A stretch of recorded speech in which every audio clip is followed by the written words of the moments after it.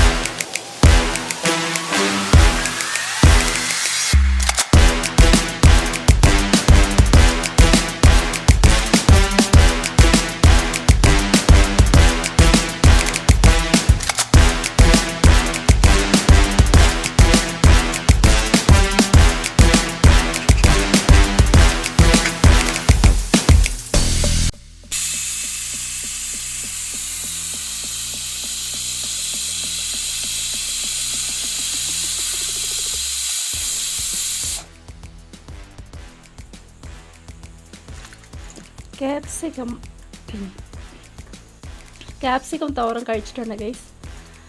നല്ല ടേസ്റ്റായിരിക്കും കേട്ടോ. ഇതിൻ്റെ കൂടെ മുട്ടയൊക്കെ ചേർത്ത് വെക്കണം, നല്ല ടേസ്റ്റായിരിക്കും.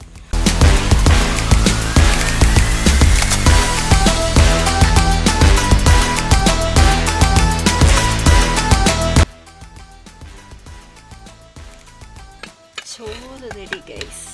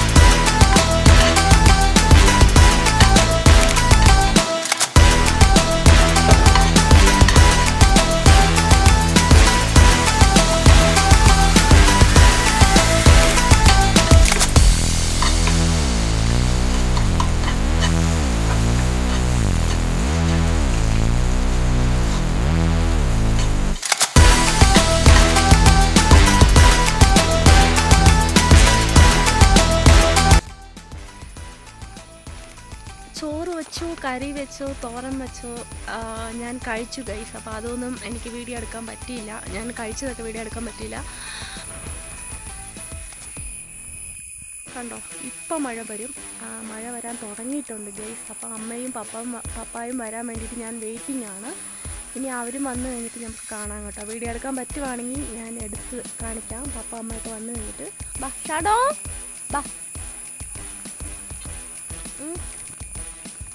ചോട് കുട്ടിമോ.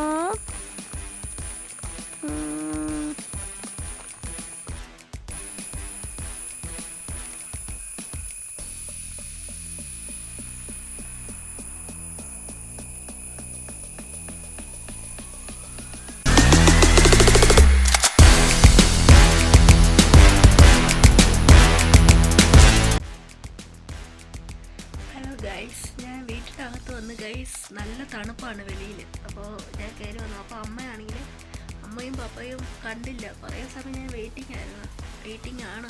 4 മണിയായി. 4 മണിയായിട്ടും കണ്ടില്ല ഗൈസ്. ഇപ്പം വരും നോക്കിയിരിക്കുക. വണ്ടി കിട്ടിയില്ലെന്ന് തോന്നുന്നു അവർക്ക്. അതുകൊണ്ട് ഞാൻ നോക്കിയിരിക്കുകയാണ്. കുറച്ച് നേരം കിടക്കാൻ നോക്കി ഗൈസ്. ഇത് കിടന്ന് ഉറങ്ങിപ്പോയാൽ പിന്നെ ആരും വന്നിട്ട് കഥവും തട്ടി വെളിയിൽ നിൽക്കുമല്ലോ. അതുകൊണ്ട് വന്നു കഴിഞ്ഞിട്ട് കിടക്കാൻ നോക്ക്. വെയിറ്റിംഗ് ആണ്. വന്നു കഴിഞ്ഞിട്ട് കിടക്കണം. ഓക്കേ.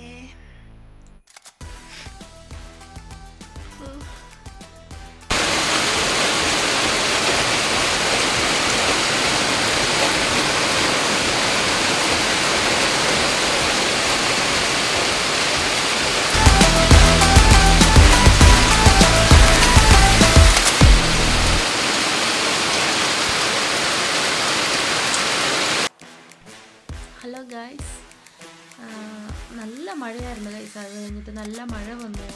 എൻ്റെ പപ്പ അമ്മയൊക്കെ വീട്ടിൽ വന്നു. പക്ഷേ എനിക്ക് വീഡിയോ എടുക്കാൻ പറ്റിയില്ലായിരുന്നു. അവിടെയൊക്കെ അവർ കുറച്ച് തിരക്കിലായിപ്പോയി. വന്നപ്പോൾ തന്നെ പള്ളിയിലൊക്കെ പോകേണ്ടി വന്നു. അതുകൊണ്ട് പോകണമായിരുന്നു പള്ളിയിലൊക്കെ. അതുകൊണ്ട് പെട്ടെന്ന് കുളിയൊക്കെ കഴിഞ്ഞ് പെട്ടെന്ന് ഒരുങ്ങി അവർ പോയി.